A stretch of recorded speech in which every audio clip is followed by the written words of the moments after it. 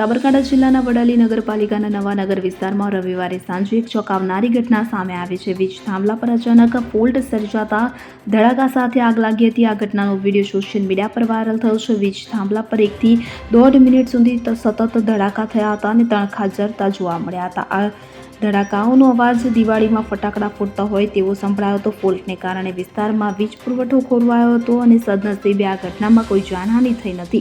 સ્થાનિક રહીશોએ તરત જ વડાલી યુજીવીસીએલ વિભાગને જાણ કરી હતી. યુજીવીસીએલ દ્વારા વારંવાર રિપેરિંગ માટે વીજ પુરવઠો બંધ કરવામાં આવે છે અને ચોમાસાની શરૂઆતમાં જ આવી ઘટના બનતા પ્રી મોન્સૂન કામગીરીની ગુણવત્તા સામે પ્રશ્નો ઊભા થયા છે.